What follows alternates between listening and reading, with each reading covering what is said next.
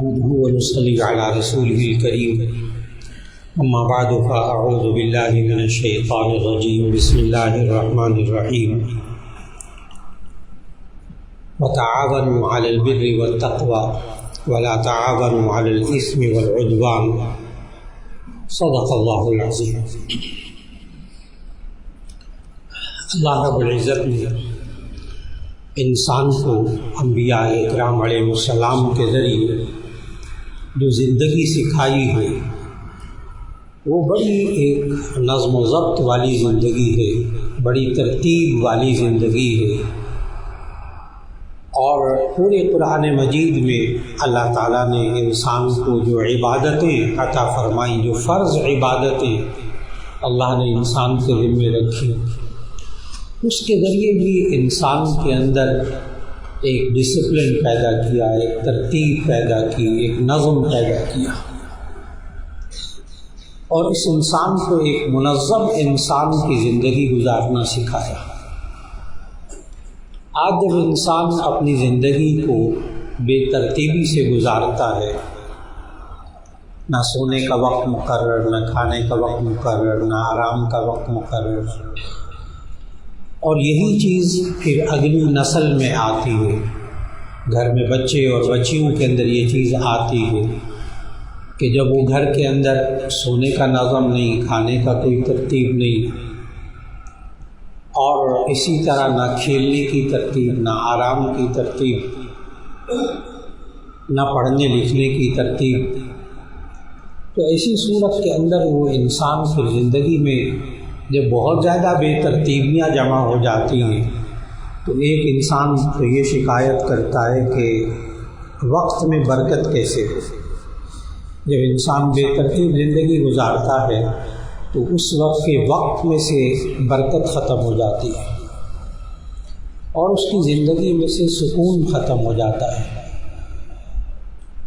اور اس نظم و ضبط میں جو خصوصیات انسان کے اندر ہوتی ہیں وہ یہ کہ کم از کم پہلے سے سوچ بچار کر کے کام کرنا، غور و فکر کر کے کام کرنا، پہلے سے اپنے کاموں کی ترتیب بنا لینا، کہیں سفر کرنا ہے اس کی ترتیب بنا لینا، دن بھر کے جو معمولات ہیں ان کی ترتیب بنا لینا، اور ایک طریقے سلیقے سے کام کرنا۔ لیکن اگر اس بے ترتیبی کے اندر جلد بازی آ جائے تو ایسی صورت میں تب بھی انسان بہت زیادہ نقصان اٹھاتا ہے، اور اگر اس نظم و ضبط کی ترتیب میں سستی آ جائے، غفلت آ جائے تو بھی اس سے انسان نقصان اٹھاتا ہے۔ اور اس میں ایک اہم ترین چیز نظم و ضبط کے لیے، اگر یہ انسان باپ ہے، ماں ہے، اور وہ اپنے ترتیب سے ایک گھر کو چلانا چاہیں تو بڑے ترتیب سے وہ گھر چلتا ہے، چاہے باپ چلا لے، چاہے ماں چلا لے، چاہے دونوں چلائیں۔ ایک ادارے کا سربراہ اپنے ادارے کو ترتیب سے چلانا چاہتا ہے، بہت آرام سے وقت گزارتا ہے، اور بعض لوگ ترتیب بنانے میں اور اپنے اندر زندگی میں، کاروبار میں ایک نظم پیدا کرنے کے لیے، ڈسپلن پیدا کرنے کے لیے اہم ترین چیز کسی کی بات مان کر چلنا، اہم ترین چیز کسی کی بات مان کر چلنا۔ ہر شخص کا قبلہ جدا جدا ہو، ہر ایک اپنی مرضی پوری کرنا چاہتا ہو، ہر ایک اپنی پسند پوری کرنا چاہتا ہو، جو جی میں آیا وہ میں کر لوں، تو ایسی صورت کے اندر غیر منظم بکھری ہوئی زندگی اس انسان کی ہوتی ہے۔ اور اس منظم زندگی کے اندر آپس کا تعاون بڑا ضروری ہے۔ جب تک تعاون نہیں ہوتا ایک دوسرے کا تو ایسی صورت میں وہ انسان نظم کے ساتھ زندگی نہیں گزار سکتا۔ انسان محتاج ہے دوسروں کے تعاون کا۔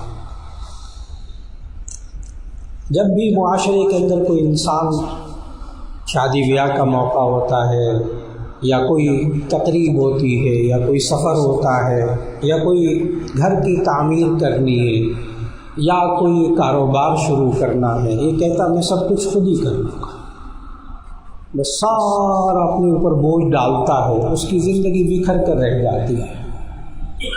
اس نظم و ضبط کے اندر تعاون بھی ضروری ہے.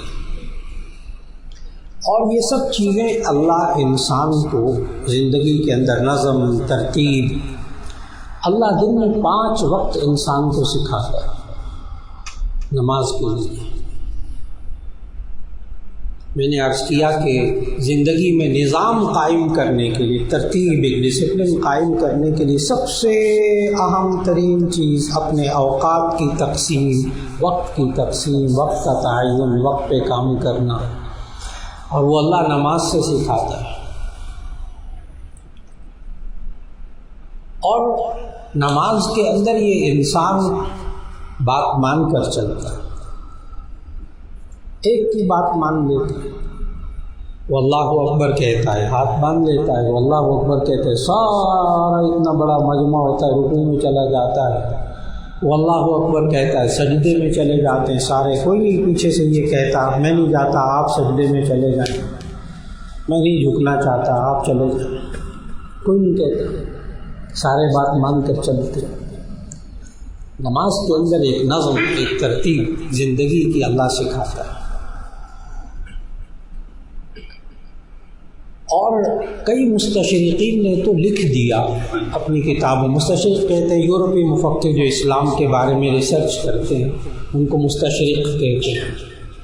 تو کئی ایک مستشرقین نے لکھا اپنی کتابوں کے اندر کہ مسلمان بھی یہ 5 وقت نماز پڑھتا ہے نا مسجد میں، اور جس طرح نظم ترتیب کے ساتھ، ڈسپلن کے ساتھ ایک بندے کی بات کو مان کر سارے چلتے ہیں، اگر یہ مسلمان مسجد سے باہر نکل کر بھی اسی طرح زندگی گزارنے لگ جائیں، کسی کی بات مان کر زندگی گزارنے لگ جائیں، تو یہ دنیا کی مضبوط ترین قوم ہو جائے،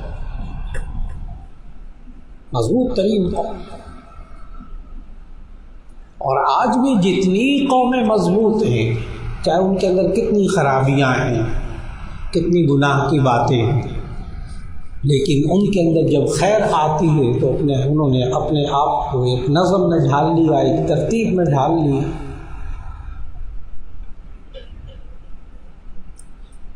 یہاں تک کہ آپ حضرات بیرون ملک سفر کرتے ہیں، ٹوکیو میں، جاپان میں کانفرنس تھی، وہاں سے تویاما بہت دور، تقریباً 4.5 گھنٹے بلٹ ٹرین میں سفر تھا، اور ٹرین بھی بدل نہیں ہوتی بار بار، اب زبان بھی نہیں آتی جاپانی. انہوں نے کہا یہ آپ 4 جگہ ٹرین بدلیں گے، اور یہ ٹکٹ 4 ذہن میں رکھ لیں، اس میں جو وقت لکھا ہے نا وہ تو کم از کم پڑھ سکتے ہیں نا آپ انگریزی ہند سے، عام گھڑی کے انداز سے، بس آپ نے ایک وقت اور ایک پلیٹ فارم نمبر یہ ٹکٹ میں ذہن میں رکھنا ہے، اور جہاں گاڑی رکے گی وہاں آپ کو 5 سیکنڈ کا بھی فرق نہیں ملے گا، اور پورا نظام ہی چل رہا، نہ کوئی گاڑی لیٹ ہو رہی اور نہ کوئی جہاز لیٹ ہو رہا، نہ بندہ لیٹ ہو رہا، ساری زندگی ایک نظم کے تحت انہوں نے چلا لی، اور وہ مضبوط قومیں بن گئی. پھر ایک کی بات مان کر چلنا، ہر ایک اپنی چلانے والا نہ ہو. وہ ان قوموں کے اندر جب آئی، غیر مسلم قوم، اور نبی کریم صلی اللہ علیہ وسلم نے اللہ تعالیٰ کے حکم سے اس معاشرے کے اندر یہ قائم کر کے دکھایا. یہاں تک نبی صلی اللہ علیہ وسلم نے فرمایا المؤمن للمؤمن کالبنیان یشد بعضه بعضا. المؤمن للمؤمن کالبنیان، ایک مومن دوسرے مومن کے لیے ایک دیوار کی طرح ہوتا ہے. یشد بعضه بعضا، اس کا بعض حصہ بعض کو مضبوط کرتا ہے، طاقتور بناتا ہے. ثم شبک بین اصابعہ، پھر نبی صلی اللہ علیہ وسلم نے اپنی انگلیوں کو آپس میں پھنسا کر دکھایا، تشبیہ کر کے دکھایا، مثال بھی دی انگلیوں سے بنا کر. اگر اس مثال کو دیکھنا چاہیں تو ہمارے ہاں جب تعمیر ہوتی ہے تو اس میں دیوار پر ابھی پلستر نہیں ہوا ہوتا، تو کس طرح وہ معمار ان اینٹوں کو کس طرح جوڑتا ہے غور سے دیکھیے گا. کہ وہ اینٹوں کو اس طرح ترتیب سے جوڑتا چلا جاتا ہے، جب دیوار بنتی ہے تو وہ اینٹیں ایک دوسرے کے اندر پھنسی ہوئی دکھائی دیتی، تشبیہ، تب وہ مضبوط دیوار بنتی ہے، ہر اینٹ دوسری اینٹ کو سہارا دیے ہوتی، اور اگر وہ بے ترتیب ہوں، وہی اینٹیں بے ترتیب ہوں، جیسے ٹرک جو ہے وہ اینٹیں لاد کر اتار کر جاتا ہے تو وہ اینٹوں کا ڈھیر ہے، ترتیب سے اینٹیں نہیں رکھی ہوئی، لگایا ہے، اس کو آپ دیوار نہیں کہتے، اس میں مضبوطی نہیں ہوتی۔ آج امت مسلمہ میں اتنی بڑی تعداد مسلمانوں کی ہو گئی، مسلمانوں کا ڈھیر ہے، جو نبی صلی اللہ علیہ وسلم ان کو دیوار کی طرح مضبوط دیکھنا چاہتے تھے ترتیب کے ساتھ، وہ نہیں، ڈھیر بہت بڑا، کئی ارب، لیکن ہر ایک کا قبلہ جدا جدا، ہر ایک کی سوچ جدا جدا، اس ایک سوچ پر لانے کے لیے، مضبوط کرنے کے لیے اللہ نے اس کا طریقہ بھی بتایا کہ یہ مضبوط دیوار بنتی کیسے ہے۔ میں نے کہا نا، ایک کی بات کو مان کر چلنا، اور وہ اللہ نے سمجھایا سورہ آل عمران میں، وَاعْتَصِمُوا بِحَبْلِ اللَّهِ جَمِيعًا وَلَا تَفَرَّقُوا، تم سب کے سب مضبوطی سے حبل اللہ، اللہ کی رسی کو مضبوطی سے پکڑے رہو، یہ تو کام کر لو۔ اور اللہ کی رسی سے مراد تمام مفسرین کے نزدیک قرآن مجید، وَاعْتَصِمُوا بِحَبْلِ اللَّهِ، اللہ کی رسی کو مضبوطی سے تھامے رکھو، وَلَا تَفَرَّقُوا، تم تفرقے میں الگ الگ مت ہو جاؤ۔ ایسی صورت کے اندر یہ انسان جب الگ الگ ہو جاتا ہے تو کمزور ہو جاتا ہے۔ یہ بھی اللہ نے قرآن مجید میں سمجھایا کہ تم آپس میں جھگڑو مت، تم کمزور ہو جاؤ گے۔ ایک گھر کے اندر بھائی بہن ماں باپ ایک مسئلے میں متفق ہونا مضبوط ترین گھر ہے۔ ایک ادارے کے اندر، ایک کاروبار کے اندر چند بھائی، چند افراد، چند دوست کام کرنے والے ایک دوسرے کے ساتھ تعاون کرنے والے ہوں، ایک دوسرے کو سہارا دینے والے ہوں، ایک دوسرے کے ساتھ جھگڑنے والے ہوں، وہ ادارہ بہت مضبوط، وہ کاروبار بہت مضبوط، وہ ملک بہت مضبوط، وہ قوم بڑی مضبوط۔ یہ بات اللہ نے سورہ انفال میں سمجھائی، وَلَا تَنَازَعُوا فَتَفْشَلُوا وَتَذْهَبَ رِيحُكُمْ، لا تنازعوا فتفشلوا، تم مت جھگڑو، تم شل ہو جاؤ گے، مفلوج ہو جاؤ گے، وَتَذْهَبَ رِيحُكُمْ، تمہاری ہوا بھی اکھڑ جائے گی، تم ثابت قدم نہیں رہو گے، اپنے پاؤں پر کھڑے بھی نہیں ہو سکتے، صرف جھگڑوں کی وجہ سے۔ میاں بیوی جھگڑ رہے ہوں، گھر کمزور ہو جائے گا، گھر کمزور ہو جائے گا۔ ماں باپ اور بچے آپس میں جھگڑ رہے ہوں، گھر کمزور ہو جائے گا۔ رشتہ دار آپس میں جھگڑ رہے ہوں، پورا خاندان کمزور ہو جائے گا۔ ادارے کے افراد آپس میں جھگڑ رہے ہوں، وہ بھی کمزور ہو جائے گا۔ آج وقت کی بہت بڑی ضرورت کہ انسان اپنے آپ کو چھوٹی سی چھوٹے یونٹ میں جہاں کہیں ہے، 5 6 7 8 10 افراد گھر کے اندر، ایک کاروبار کے اندر چند افراد، ایک ادارے کے اندر ادھک افراد، ان کو ایک نظم میں لانے کی کوشش ہو، ہر ایک کا قبلہ جدا جدا نہ ہو، کچھ اصول طے کر لیے جائیں کہ ان اصولوں پر تو کم از کم پختہ رہا جائے، اور پھر اس کو سوچ سمجھ کر کاموں کو انجام دینا، اس سے بھی انسان کی زندگی کے اندر نظم و ضبط پیدا ہوتا ہے۔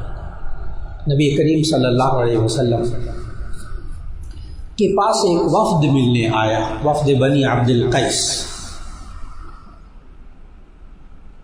ان کے جو امیر صاحب تھے ان کا نام تھا اشج عبد القیس، نام منذر تھا ان کا۔ تو یہ وفد آیا نبی صلی اللہ علیہ وسلم سے ملاقات کرنے کے لیے مدینہ شریف، سارے سواریوں سے اترے، ظاہر ہے نبی صلی اللہ علیہ وسلم سے ملاقات کے لیے جانا ہے، ساروں نے جناب سواریاں چھوڑی، سامان وہاں چھوڑا اور بس ایک دم سواریوں سے اتر کر نبی صلی اللہ علیہ وسلم کی خدمت میں، شوق تھا، اپنا اپنا ذوق۔ خیر وہ سب سے ملاقات کر لی نبی صلی اللہ علیہ وسلم سے. وہ جو امیر صاحب تھے نا، منذر اشج عبد القیس، وہ جو جماعت کے امیر تھے، وہ اترنے کے بعد سارے سامان، سب لوگوں کے سامان کو ترتیب سے رکھا، سواریوں کو باندھا، اور پھر اس کے بعد نہا دھو کر کپڑے بدل کر صاف ستھرے پھر نبی صلی اللہ علیہ وسلم کی خدمت میں حاضر ہو گئے. اب وہ جو نبی صلی اللہ علیہ وسلم کی خدمت میں حاضر ہوئے تو نبی صلی اللہ علیہ وسلم نے ایک جملہ بولا ان کے، اب وہ سنانا چاہتا ہوں. دیکھیے کہ نظم، ترتیب، ہر کام کو ترتیب سے کرنا. نبی صلی اللہ علیہ وسلم نے فرمایا ان امیر صاحب کو، ان فیک لخصلتین یحبہم اللہ، الحلم والانات. ان فیک لخصلتین یحبہم اللہ، آپ کے اندر دو عادتیں ایسی ہیں جن کو اللہ بڑی پسند کرتا ہے. دیکھیے کتنی بڑی بشارت. ان فیک لخصلتین یحبہم اللہ، آپ کے اندر دو عادتیں ایسی ہیں جن کو اللہ بہت پسند کرتا ہے. الحلم والانات. حلم بردباری، بردباری جس میں برداشت بھی ہوتی ہے، جس میں صبر بھی ہوتا ہے، جس میں بات کو سمیٹنا بھی ہوتا ہے، ہر چیز اس میں حلم، بردباری. والانات، انات کا معنی اس کی ضد، اس کا اپوزٹ ہے العجلہ. العجلہ یہ بھی حدیث میں آتا ہے کہ العجلۃ من الشیطان والانات من اللہ. مشکات شریف میں حدیث موجود ہے، الانات من اللہ والعجلۃ من الشیطان. عجلہ معنی جلد بازی، بس نمٹا فٹافٹ، کوئی ترتیب نہیں، کوئی کچھ نہیں، بس اس وقت فارغ پورا کرو گا، بس کسی طرح ہو جائے، ترتیب کوئی نہیں. اور انات کہتے ہیں وقار کے ساتھ سوچ سمجھ کر کام کرنا. عربی لفظ انات. الانات من اللہ، بہت بڑی بات ہے. الانات من اللہ، وقار کے ساتھ سوچ سمجھ کر کام کرنا، یہ اللہ کی طرف سے. والعجلۃ من الشیطان، اور یہ جو جلد بازی ہوتی ہے شیطان کی طرف سے. جلد بازی زندگی میں، اب یہ سستی اور چیز ہے، سستی اور چیز ہے، سوچ سمجھ کر کام کرنا اور چیز ہے. یہ جلد بازی جس میں انسان بے سوچے سمجھے اپنا پیسہ لگا رہا اور اپنے کام کر رہا، چیزوں کو خرید رہا، وہ بھی جلد بازی میں، فلاں کر رہا وہ بھی جلد بازی میں، ضائع ہو رہا ہے تو بھی کوئی نہیں، پیسہ بھی ضائع ہو رہا ہے، وقت بھی ضائع ہو رہا ہے. یہ انسان آج وقت کی بہت بڑی ضرورت ہے کہ نبی صلی اللہ علیہ وسلم نے ان صحابی سے فرمایا کہ تمہارے اندر دو عادتیں جو اللہ کو بڑی پسند ہیں، الحلم والانات. ایک بردباری اور ایک وقار. بردباری برداشت، کام کو ترتیب سے کرنا، تحمل بھی اس میں، دوسرے کی بات کو بھی رکھنا، اس سب باتوں کو حلم کہتے ہیں. اور یہ جو آج زندگی میں بے ترتیبی آتی ہے، اس کی وجہ انسان کے اندر تحمل اور برداشت کا نہ ہونا. خاص طور پر ہماری نئی نسل، نوجوان نسل، وہ نظم و ترتیب کو کیوں چھوڑتی ہے اپنے ہاتھ سے، بے ترتیبی میں کیوں مبتلا ہوتی ہے، اس کی جلد بازی. وہ کہتے ہیں ابا جی جہاں 50 سال میں پہنچے ہیں نا، میں وہاں 1 مہینے میں 1 ہفتے میں پہنچنا چاہتا ہوں. درست، زمانہ بہت تیز، وقت بہت تیز، سب کچھ درست، اب جلدی بھی کام ہو جاتے ہیں. پہلے آپ حساب و کتاب کرنے میں کتنا وقت لگاتے ہوں گے، اب وہ چند سیکنڈ چند منٹوں میں ہو جاتے. ٹھیک ہے جی، زمانے کی رفتار اپنی جگہ، لیکن یہ سوچ کر کے جو ابا جی 50 سال میں جہاں پہنچے وہاں میں چند ہفتوں میں پہنچنا چاہتا ہوں، اس کے لیے کچھ بھی کر لوں.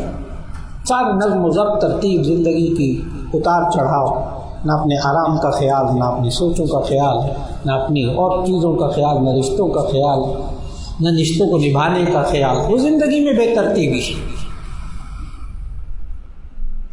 نبی کریم صلی اللہ علیہ وسلم کی زندگی کے اندر یہ حلم کتنا تھا، یہ برداشت کتنی تھی.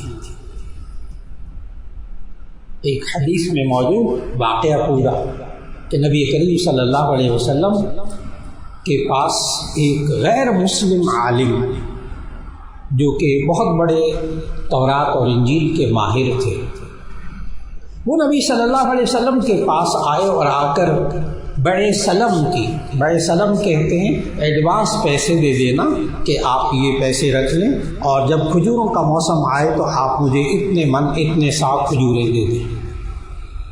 اس کو بڑے سلم کہتے ہیں، جائز ہے بالکل، ایڈوانس پیسے دے دینا اور جب پھل اترے تو اتنا مقررہ مقدار میں پھل لے لینا۔ کھجوروں کی بڑے سلم کی انہوں نے، اور وہ خود کہتے ہیں، وہ صاحب کہتے ہیں کہ میں چند دن پہلے آ گیا نبی صلی اللہ علیہ وسلم کے پاس، جو مقررہ دن تھا اس سے پہلے ہی آ گیا، اور نبی صلی اللہ علیہ وسلم تشریف فرما تھے، صحابہ بیٹھے ہوئے تھے، تو میں نے نبی صلی اللہ علیہ وسلم کے دامن کو پکڑ لیا، کرتہ مبارک کو دامن کو پکڑ لیا، اور پکڑ کر کہا کہ آپ قریش بہت ٹال مٹول کرتے ہو، صحیح طریقے سے حق نہیں دیتے، کسی کو سودا نہیں دیتے، باتیں بنانے لگے، جو میں الفاظ کا ترجمہ عرض کر رہا ہوں۔ حضرت عمر رضی اللہ تعالیٰ عنہ پاس بیٹھے ہوئے تھے۔ حضرت عمر رضی اللہ تعالیٰ عنہ نے کہا کہ اے اللہ کے دشمن، اگر مجھے خوف نہ ہوتا جہنم کا نا تو میں تیری گردن اڑا دیتا، جس طرح تو باتیں کر رہا نبی صلی اللہ علیہ وسلم سے۔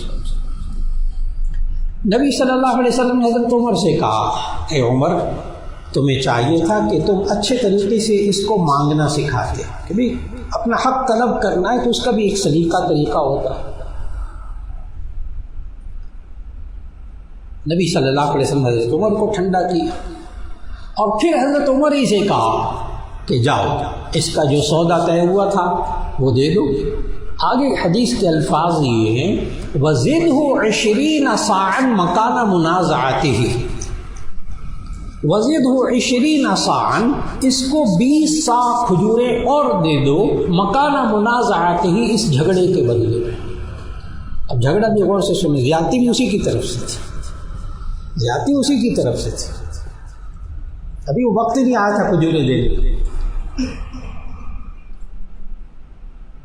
اس کو کھجوریں دے دو جتنا سامان طے ہوا ہے۔ وَزِدْهُ 20 صاعًا مَكَانَ مُنَازَعَتِهِ، اور اس جھگڑے کے بدلے میں 20 صاع کھجوروں کے اور دے دو۔ 20 صاع کو تھوڑا سا میں واضح کر دوں، ایک صاع ہوتا ہے 3.5 کلو کا، ایک صاع 3.5 کلو کا، اس کو 20 سے ملٹیپل 20 سے ضرب دے لیجیے گا، اس کو 20 صاع کھجوروں کے اور دے دو۔ حضرت عمر رضی اللہ تعالیٰ عنہ نے وہ ساری کھجوریں اس کو دی اور 20 صاع اور کھجوروں کے اس کے دیے۔ اس نے بندے نے نا، جو وہ توراۃ زبور کا ماہر تھا، توراۃ زبور انجیل کا ماہر تھا، بہت عالم تھا،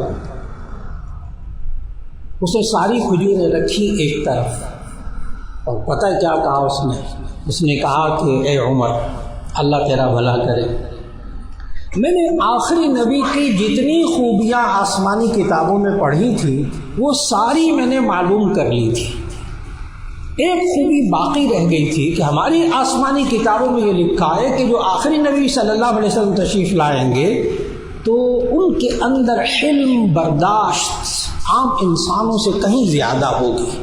اے عمر، اللہ تیرا بھلا کرے، آج تو نے مجھے وہ بھی نشانی دکھا دی، اور وہیں کہا اس نشست میں، اشہدک انی رضیت باللہ ربا وبالاسلام دینا وبمحمد النبی صلی اللہ علیہ وسلم۔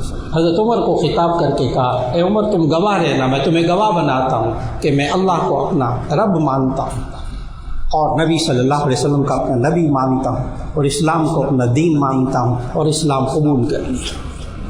یعنی ایک ایسی خوبی جو نبی صلی اللہ علیہ وسلم کے اندر تھی اور گزشتہ آسمانی کتابوں میں بتائی گئی،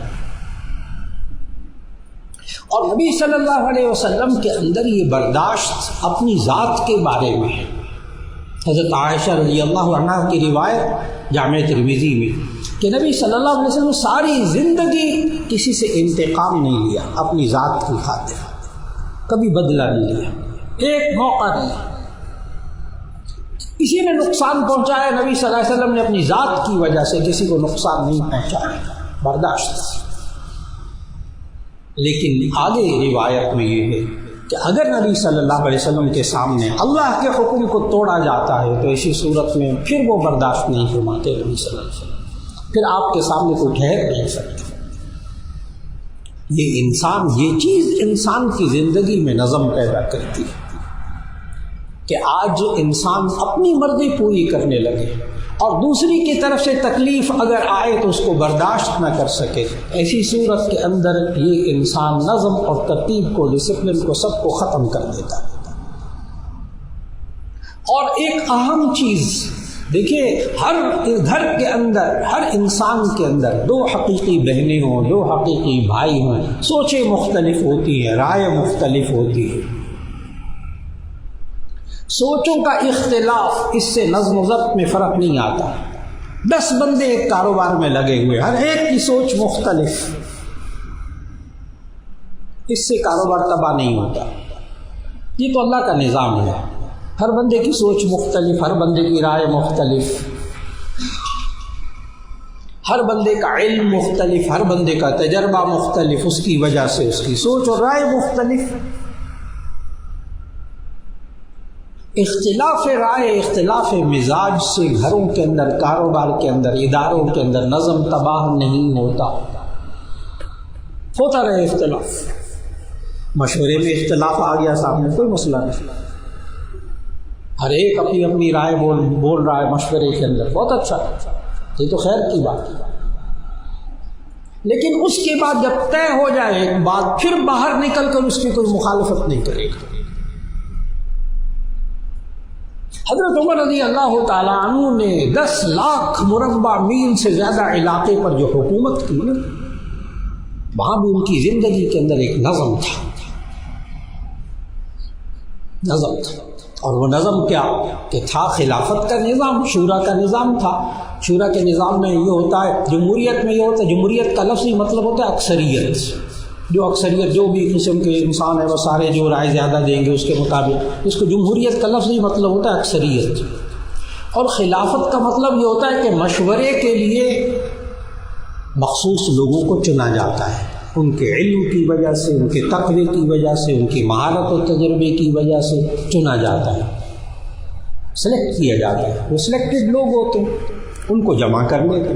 حضرت عمر رضی اللہ تعالیٰ نے ایسے حکومت نظام چلایا، خلفائے راشدین کا سارا نظام ایسا تھا۔ لیکن میں خاص طور پر حضرت عمر رضی اللہ تعالیٰ نے کس طرح کنٹرول کیا ہوا تھا کہ ان کا فرمانا یہ تھا کہ شورا کے اندر ظاہر میں سینکڑوں لوگ ہوتے تھے، صحابہ بھی تھے، غیر صحابہ بھی تھے، عام لوگ بھی تھے، کاروباری لوگ بھی تھے، بہت بڑے بڑے کاروباری لوگ تھے بھی۔ سب کو یہ کہا ہوا تھا کہ جب شورا کا اجلاس ہو رہا ہو تو ہر ایک کو بولنے کی اجازت ہے، ہر ایک اپنی رائے دے، دوسرے کے مخالفت میں ہو تو بھی رائے دے، رائے ضرور دے، لیکن پھر جب امیر مملکت، جب امیر فیصلہ کر لے گا، پھر اس کے بعد باہر جا کر کسی نے مخالفت کی تو اس کو سزا دی جائے گی، پھر سزا دی جائے گی۔ چنانچہ حضرت عمر رضی اللہ تعالیٰ اس پر عمل کروائے، کرو جو بولنا ہے شورا میں بولو، اجلاس میں آ کے بولو، جتنی رائے دینی دو، اختلاف رائے سے کچھ نہیں ہوتا۔ آج زندگی کے اندر نظم و ضبط جو ختم ہوتا ہے وہ مخالفت کی وجہ سے، ایک ہے لفظ اختلاف، ایک ہے مخالفت۔ اگر میں اس کو آسان الفاظ میں، آسان مثال سے، کیوں تباہ ہوتے ہیں کاروبار، کیوں گھر تباہ ہوتے ہیں، کیوں رشتے تباہ ہوتے ہیں؟ جب زندگی میں نظم نہیں ہوتا اور مخالفت ہوتی ہے۔ مخالفت نظم و ضبط کے لیے زہر ہے، مخالفت نظم و ضبط کے لیے زہر ہے، اختلاف زہر نہیں ہے۔ اس کی میں مثال دینے لگا، بہت آسان سی مثال، تاکہ وہ اختلاف اور مخالفت میں فرق واضح ہو جائے۔ گھر میں ایک بھائی رہتے، 2 بھائی ہیں، بچے ہیں، ایک بھائی جو ہے نا وہ گوشت پسند کرتا ہے، جس دن سبزی پکتی وہ کھاتا ہی نہیں کھاتا، بہت اچھا، کوئی حرج نہیں، چلتا رہتا نظام، کچھ اور کر لے گا۔ دوسرا بھائی وہ سبزی کھاتا ہے، اس کو سبزی پسند ہے، وہ گوشت نہیں کھاتا، نہ کھائے، ایک مزاج ہے، گھر میں کوئی فساد نہیں ہوتا، ٹھیک ہے، اس کا کوئی متبادل وہ کر لے گا۔ یہ اختلاف، ایک کو سبزی پسند، ایک کو گوشت پسند۔ اب یہ اختلاف مخالفت میں بدلنے لگا ہے۔ میں ایسی مثال دوں گا جس سے کسی کی دل شکنی نہیں ہوگی۔ اب مخالفت کو غور سے سنیے۔ اب ایک بھائی جو ہے وہ دوسرے کے بارے میں کہتا ہے، جو گوشت کھاتا ہے اس کے بارے میں کہتا ہے تم ظالم ہو، اتنے جانوروں کا ظلم کرتے، اس کا گوشت کھاتے. اور جو گوشت کھانے والا ہے، گوشت پسند کرنے والا، وہ سبزی خور کو کہتا ہے تم ویجیٹیرین ہو، سبزی خور، تم ہندو ہو. اب ہوئی نا بات، اب وہاں سر پھٹیں گے اس گھر کے اندر. گوشت نہیں کھاتا، سبزی کھاتا، ویجیٹیرین. یہ ہے مخالفت. جب تک سوچوں کا اختلاف ہوتا ہے یہ نقصان دہ نہیں ہوتا، رائے کا اختلاف نقصان دہ نہیں ہوتا.